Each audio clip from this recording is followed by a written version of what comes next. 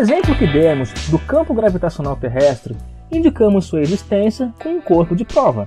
Dizendo de outro modo, se esse corpo sofreu a ação de uma força sem que houvesse qualquer contato, temos que ele está dentro de um campo de forças. Nesse caso específico, um campo gravitacional. O campo elétrico pode ser quantificado, ou seja, expresso vetorialmente, através da grandeza vetor campo elétrico. Supondo que num dado ponto do espaço, uma partícula de prova de carga Q positiva sofra ação de uma força F, dizemos que existe ali um vetor campo elétrico, dado por E igual a F sobre Q. A unidade do vetor campo elétrico no sistema internacional é o Newton por Coulomb, uma vez que esta é obtida pela razão entre força e carga elétrica. Essa nova expressão nos permite escrever a força elétrica como função do campo elétrico, F igual a Q vezes E. A carga de prova é positiva por uma questão de convenção, uma vez que forças elétricas podem ser tanto de atração quanto de repulsão. Na primeira aula, comentamos que os sinais de positivo e negativo não têm necessariamente conotação algébrica. Contudo, a partir desse momento, essa convenção de sinais pode passar sim a ter noção algébrica. Basta observar que, para partículas de carga positiva, F e E têm o mesmo sentido, enquanto que para partículas negativamente carregadas, F e E têm sentidos opostos. Desse modo, temos finalmente condições de calcular a intensidade do vetor campo elétrico gerado por uma partícula pontiforme carregada em qualquer ponto do espaço nas proximidades dessa partícula. Basta lembrarmos da lei de Coulomb que a força elétrica é dada por essa expressão, na qual K é uma constante dependente do meio material no qual as partículas estão localizadas, Q minúsculo é a carga que sente ou prova o campo, Q maiúsculo é a carga que gera ou faz aparecer o campo e D é a distância entre ambas.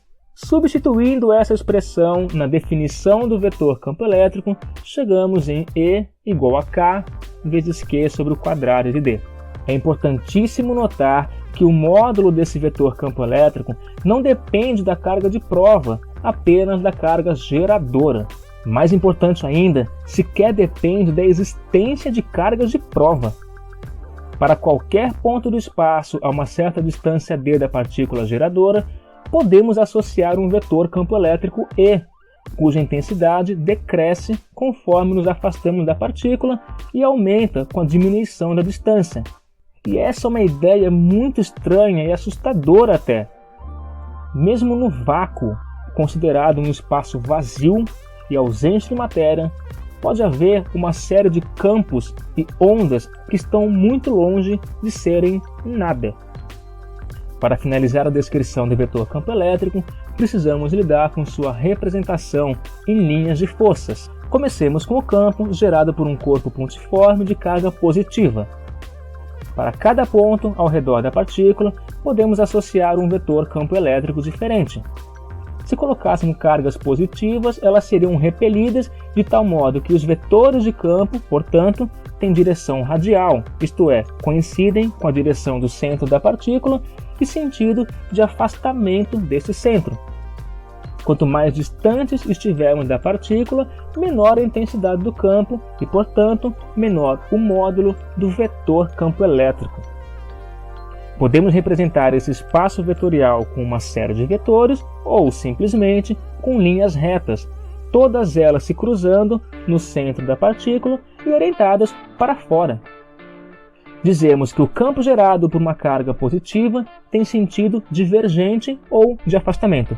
Caso a partícula geradora tivesse carga elétrica de sinal negativo, teríamos vetores campo elétrico apontando para o centro, uma vez que eventuais cargas de prova positivas seriam atraídas pela carga geradora. O campo elétrico, portanto, pode ser representado também com um conjunto de vetores ou com linhas orientadas para dentro. O campo gerado por uma carga negativa tem sentido convergente ou de aproximação. Podemos também criar representações de linhas de forças geradas por mais uma partícula carregada. Basta pensarmos que o campo resultante é obtido pela soma vetorial de todos os campos. Imaginando cargas de mesmo valor e de mesmo sinal, teríamos algo como representado na primeira figura.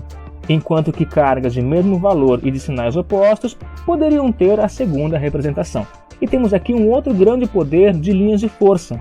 Além de oferecer uma representação para o campo, ou seja, indicar em quais direções e sentidos as forças podem aparecer, elas também oferecem uma descrição qualitativa dele, ou seja, uma estimativa de sua intensidade. Quanto maior a densidade de linhas numa dada região, maior a intensidade do campo. Basta reparar nas regiões indicadas pelas letras de A até D, comparando a quantidade de linhas de força que atravessam essas regiões. É possível, inclusive, localizar regiões de campo nulo.